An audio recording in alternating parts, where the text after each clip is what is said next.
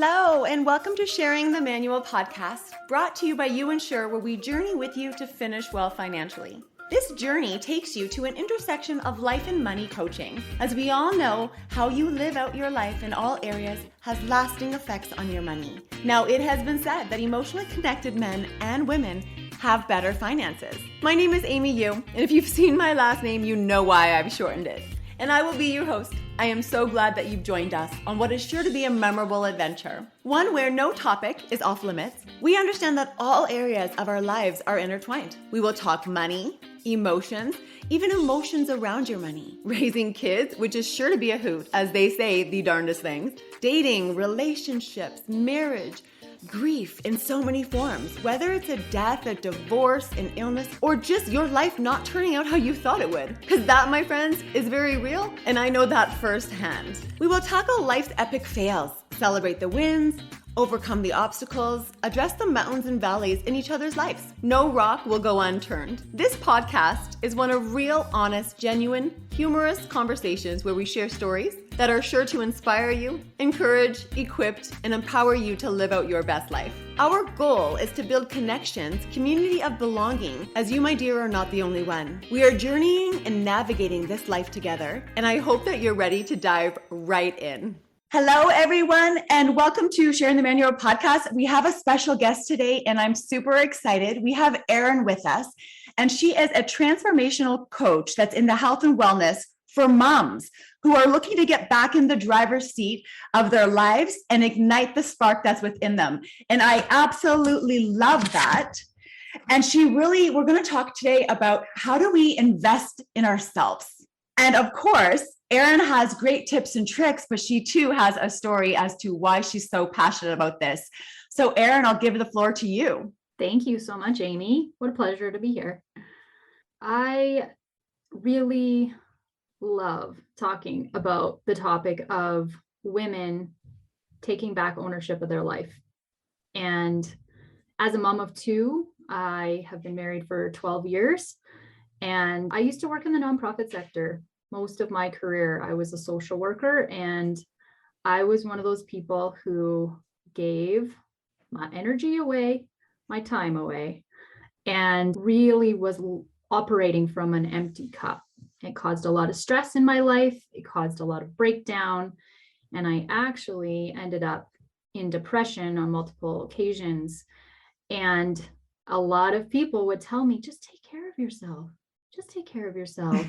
I sat on a lot of counselor couches, a lot of different types of therapy, and say that shamelessly. Now, I used to walk around with this veil over me of, people can't find out who I am. And what made it really hard is going through life that way and realizing that I had this calling on my heart to do something really, really big, but God had other plans for me. He was like, no, you're going to really understand what mental health is about, mental wellness, what it's going to take so that you can help women shift at a time when we had no idea this pandemic would hit. So regardless of how it's all gone down, there is a lot of trauma that we're all experiencing now.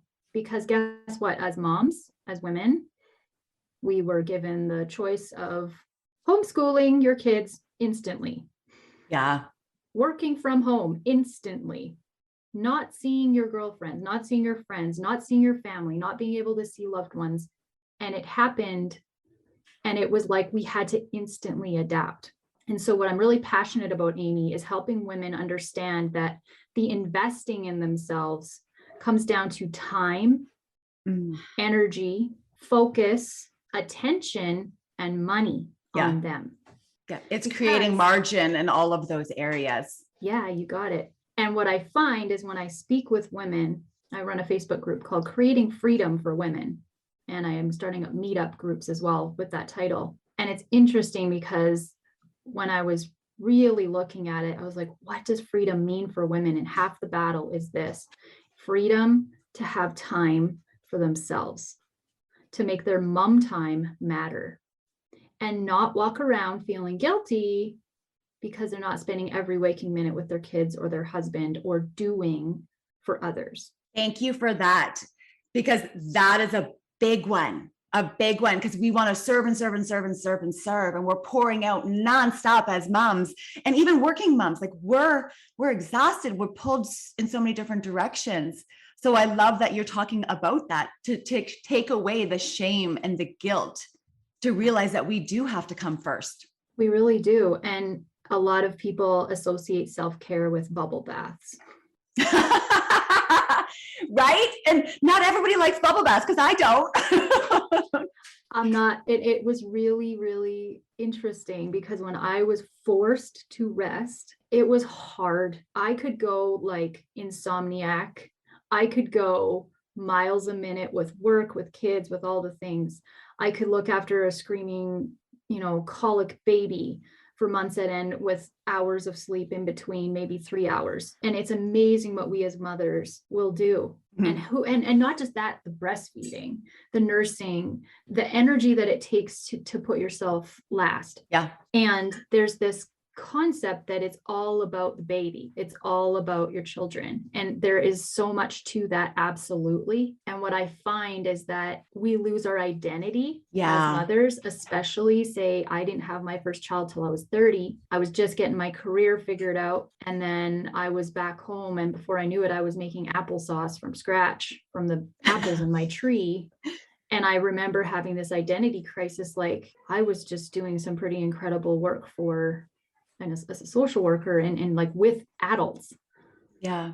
And I went through an identity crisis that led me into a depression. And it wasn't until I really realized how much sleep I had been giving up and how much energy I was putting out. And it wasn't just that, oh, every mother goes through this, suck it up, princess. I had that thought in my head, but at the same time, I was really struggling. And I remember searching for support for it, but at the same time feeling like, why do I feel this way? And then you just feel bad. Yeah. The guilt, the shame, like you said, it comes in like a wrecking ball, and it weighs us down where we're almost paralyzed. We're almost paralyzed. And that's a great word. And I really want to support a movement. And I'm like creating a movement basically around unshackling from shame. Yeah. For anything in your life, unshackle from that. Like and I remember when it happened for me, I was literally at a new church. We just started going, and it was, I don't even know if it was during like a worship song or something, but there was like this picture on the screen of these shackles on the wrists. It was like a break free moment. And I'll never forget, like just having this like ultimate breakdown and crying and sobbing and just like, oh my gosh, I get to be free. Yeah. And whether or not this is a conversation about God or your belief system, for me, I was really lost because I didn't have an anchor. Mm-hmm. So what I really like to help women anchor into is what truly matters for them. At their core. Yeah.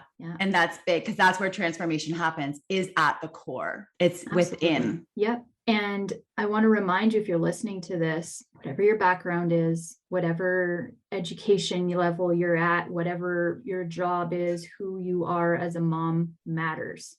Your being matters more than your doing. So investing in yourself, it's not a do, it's a be. It's shifting who you are from the inside out. And it's a way of coming at life through your commitments, how you are committed to your word, how you see your connections in your life, your relationships, and what that means for you all. How can you be better connected to yourself so that you can be that strong stance and leader in your own household? Yeah. And the other thing I want to help women understand is that inevitably they're leaders. Oh yeah. 100% hands down, because they've got kids that are following them, and more is caught than taught. So we really need, as moms, to demonstrate what this truly looks like, to live it out. Yeah. Beautifully said. More is caught. What did you say?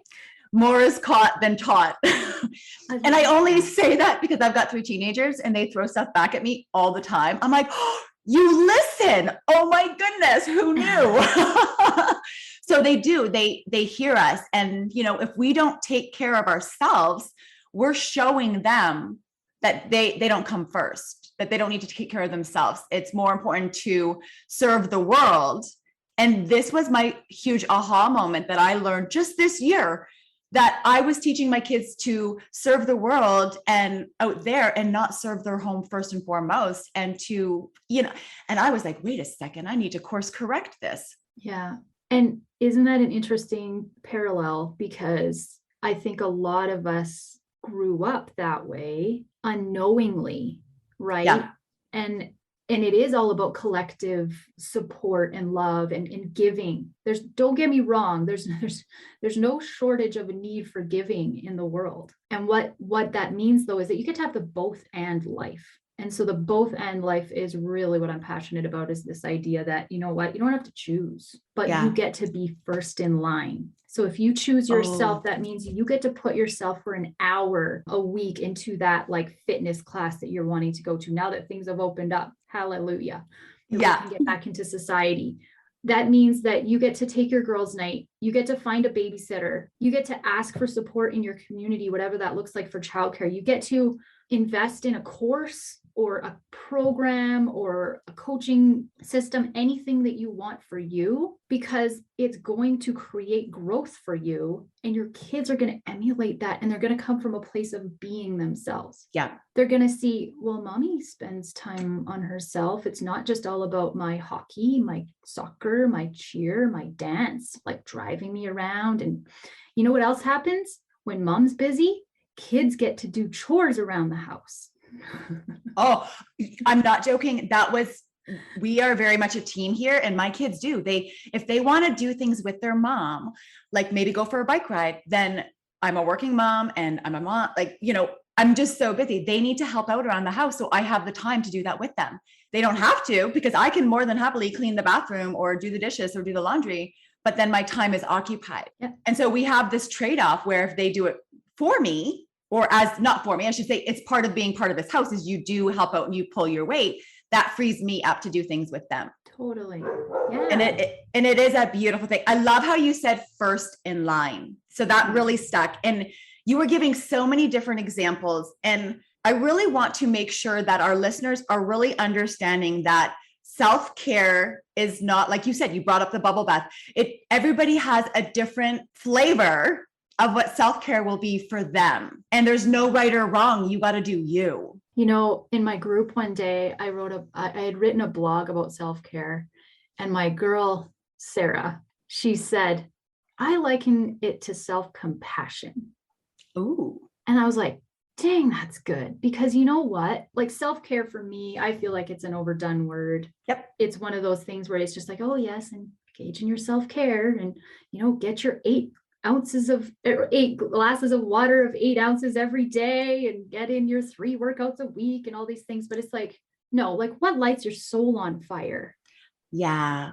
What lets you remind yourself that you're alive? Yeah. I like to remind moms in my coaching programs. I'm like, listen, we love our kids. Let's be honest. You went to concerts. You had a before kids. You partied. You did whatever you did. You were involved with organizations. You volunteered likely. You did things like a rebel. Yeah. And you still can. Just because you're a mom, that doesn't mean you stop living. Yeah. And there's a different context to it. Yeah. I'm not saying go out there and be like a crazy cougar in the bar seat or anything. But it's like, hang out with yourself and find out what really lights your soul on fire. Like if there's so many opportunities in our small communities. I'm in Lethbridge, you're in Medicine Hat, and I worked in the nonprofit world forever. And it was like, it's amazing how interconnected people can be. Yes. So like there's lots of programs within your city. There's lots of like Zumba things you can step into. And yes, we all had to go online during COVID and whatnot, but there was still that connection piece that's really key. And the more that we can pull moms together and away from this feeling like that it's just this monotony of work and kids, the more you're going to feel alive, and you have to have something to look forward to. Right? But that, Erin, is why we are so aligned, because we are not called to do this alone. We're called to do this in community. And when we all come together and we realize that, wait a second, we need to ignite ourselves. We need to figure out what we love again. And sometimes we do get lost. You've said it. I've been there. You've been there. We actually have all been there, where we feel like I'm unrecognizable when I look in the mirror. Yeah. You want to know why I think so many women light it up in direct sales? Not because they want to sell makeup. I mean, yes, but I really feel like it's like this lights my soul on fire, and the connection piece is fantastic, The right? community piece, the gathering piece, The that, gathering yeah. piece and how it's pivoted online. It's so beautiful. Like I was in direct sales for years in a variety of ways, and I wasn't very good at it. I didn't have the confidence to really succeed with it, but boy, did they save me at some of the hardest times in my life. I had people through, conferences and different things. And there's this element of community that you don't get necessarily with your best friends. Because if you're going through a hard time, your best friends aren't the ones you're going to necessarily tell all of this to. And it may also be that they don't know what they don't know, and they don't know how to support you. So they feel like they'll maybe probably help you like clean your house or whatever, but they're not going to sit and listen to have a heart to heart with you about this stuff. They may try and help you find help, but they also, we're fixers. Yeah.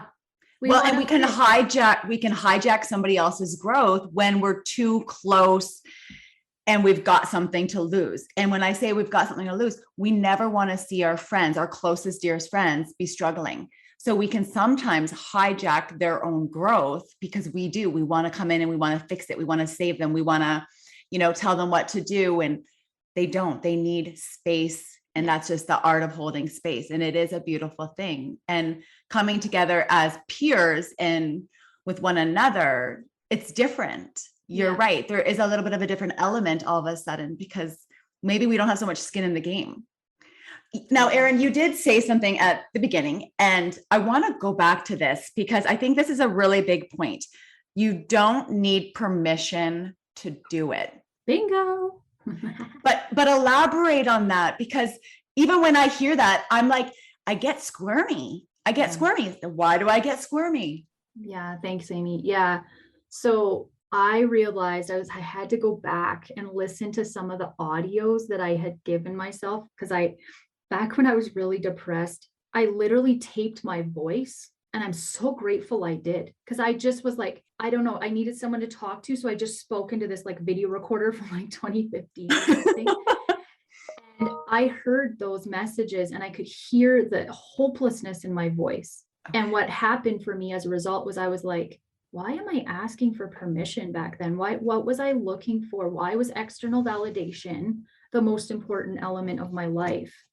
And for me, at that point, I didn't have a connection with God. And so now it's extremely different for me, but I just want to help people understand this permission element, because we're always looking to either please somebody who's important in our life. Yeah. We don't want to look bad. We don't want to create shame around anything. If it's a topic that's taboo, right? Yeah. If you go through for instance, I'll tell you this, I actually dated someone who was addicted to drugs in my 20s for 4 years. And I felt so much shame around that, not for what I went through, but what the name of that brought to my family, because I was in a small town. Right.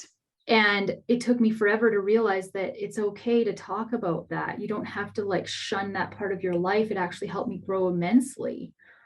And to be honest with you, we're friends to this day. He's great. He's a dad. It's fine, but it was meant to be part of my path. And so whatever you're going through, allow yourself to realize that you're on your journey for a reason. It could be a reason or a season.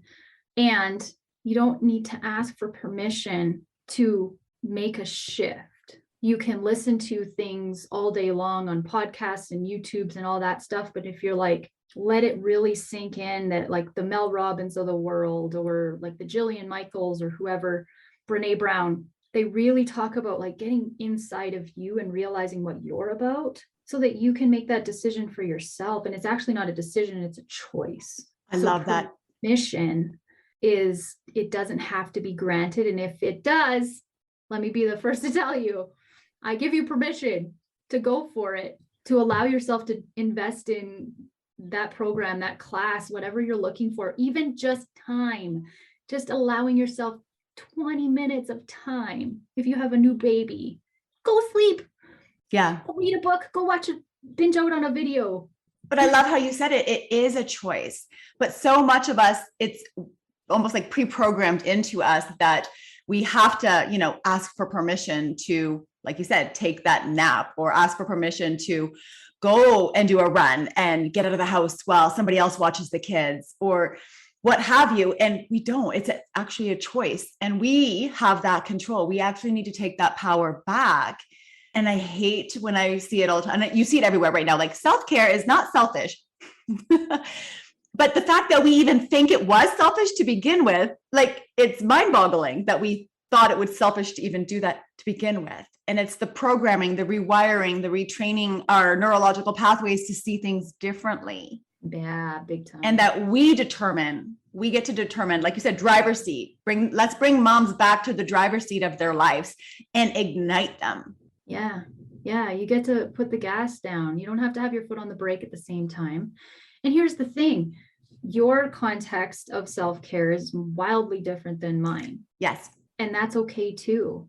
I mean, I have some clients where it's just simply, throwing on a yoga video on YouTube and giving it a shot, or creating time to get out of the house and actually do an activity, but it requires getting childcare. So it's like a sacrifice in a way, right? And it's asking for help, which in itself is a form of self-compassion. Yeah. Right? Allowing someone else to watch your kids for a couple of hours, even so you can grocery shop on your own. I remember that was a big one for me, was like even just being allowed in my head to go out on my own. It was like, I'm literally doing this. I did it. I paid a babysitter to go grocery shopping, and I would have people look at me funny. They're like, Amy, you're paying a babysitter to go grocery shopping? I'm like, yeah. Because I was a single mom at that time, and it was 3 kids, and I just needed space. Yeah. And I'll even go further than that. Pay someone to support you that isn't a chore. Like grocery shopping is a necessity, right? So it's just like, even there's like a program at your library going on, right? Like could be something free. It doesn't have to be something that costs a lot, but even it's just like the idea of somebody else is here to support me. And the other thing I'll say is this. So you live in the Hat, I live in Lethbridge. It's amazing how even in a city, like I grew up in a really small town, a farm village, right? And so everyone was there all the time, casseroles, someone passed away, you were cleaning each other's homes. I mean, everybody was always supporting each other, potluck dinners, all the things. It was the most beautiful way to grow up. Yep. And in the city, unless you know your neighbors, what are you going to do? So it's your responsibility to get to know your neighbors. Because here's the thing, I always say this, I'm like, if my house was burning and I was at work, who would call me? Well, who would go let the kids, if the kids are home, who would go check on the kids or the pets or who's your plant waterer, right? Yep. Who's going to look after your flowers when you're camping? It's that kind of attitude. So I mean, I'm very grateful that for the last 7 years, my best friend, who's now my best friend, lives across the street, and we have each other's back. We raise each other's kids. It's a community endeavor. So I really want to help women understand that too, is that it's okay to ask for support from whoever. Yeah.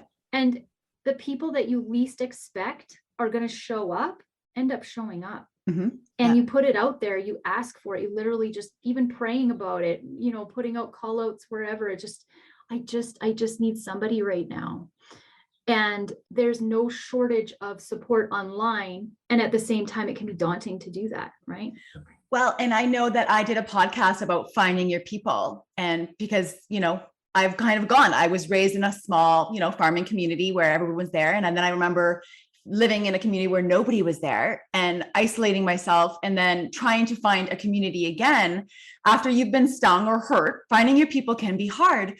And just with that alone, thinking, okay, wait a second, how do we get back to some of that? How do we let people in? It takes a village to raise kids. But so much of that comes from, we actually have to recognize and own the fact that we need other people in our lives. And community is everything. And proximity, that's it. Proximity was what we talked about in one of the podcasts prior. And I think we need to make sure, I have friends, that are 4 hours away, but we need people that are closer. Yeah. And beautiful comment. Right? Proximity is big. And we're not meant to do this alone. And that's kind of why we do the podcast. We share with other people. We give tips and tricks. So Erin, we're going to come to a close here, but I do want you to let everybody know how they can get a hold of you. Where are you? How do they find you? Thanks, Amy. Yeah, I'm a huge connector. I'm a huge networker. I love to meet people. And so, as a transformation coach, I am all about helping you step into that driver's seat of your life to reignite your spark. And I specialize in working with women, primarily moms. And so, if you would like to follow me, you can find me at Erin Coaches on Instagram. I also run a Facebook group called Creating Freedom for Women. And I love to show up live in there, coach for free. And we have challenges and various things. And I also am hosting meetup communities online under Creating Freedom for Women as well, once a month. And you can find me, Erin Vogt, VOGT, on Facebook, LinkedIn. I love to connect and hear your story, because what you have going on for you is mighty powerful and the world needs you to step up. So thank you, Amy. Absolutely. Thank you so much. And thank you, listeners. We'll see you again soon. We hope that you guys found this insightful. We encourage you to subscribe to the channel so you don't miss out on the new releases that are coming soon. Follow us on social media. Our platforms are LinkedIn and Instagram. Head over to the website and let us know if you wish to share your story, either on the podcast or even in a blog. Our website is youinsureinc.ca, youinsureinc.ca. We too have newsletters, as we give you our very own family recipes paired with tips and tricks so you can finish well too. Bye for now.